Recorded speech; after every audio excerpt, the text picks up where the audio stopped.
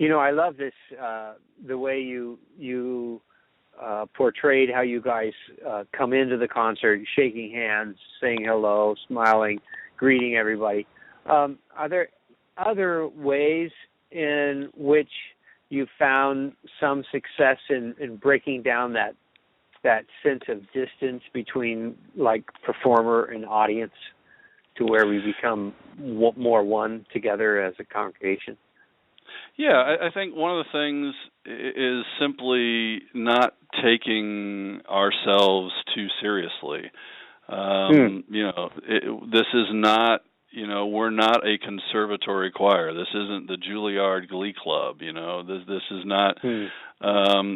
We are an evangelical Christian school in the middle of the heartland here in Elgin, Illinois.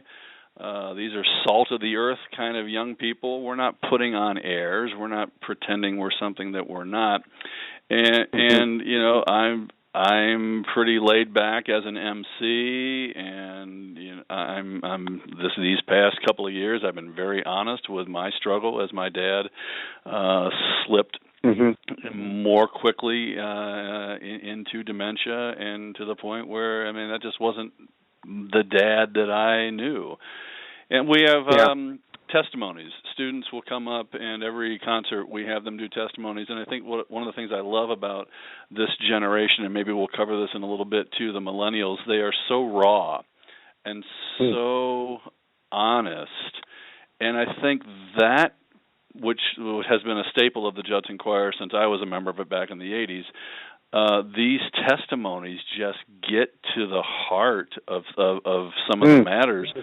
And you can see after the students give the testimonies, the congregation sometimes, they'll be dabbing their eyes, they'll be nodding their heads, they'll be enthusiastic, and they come up with me too afterwards, and we'll talk about what a student said. And then, of course, they go and they have homestay visits, and many of our students, they will then stay in the homes of these people, and then the stories the next morning are even better.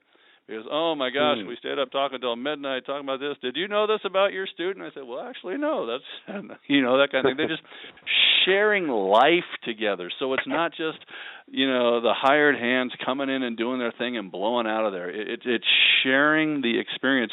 And I usually pray at the end of the service, Lord, some of us are not going to see each other again this side of heaven, but for this 90 minutes, we have been of one accord. We have been the body of Christ gathered here at First Baptist Church of wherever, right?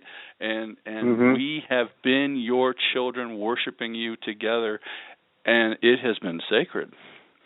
That cuts through the typical stuffed shirt kind of approach that I think turns some people off about traditional choral stuff. As much as I love traditional choral music, it's not about the music, it's about the way that it's presented.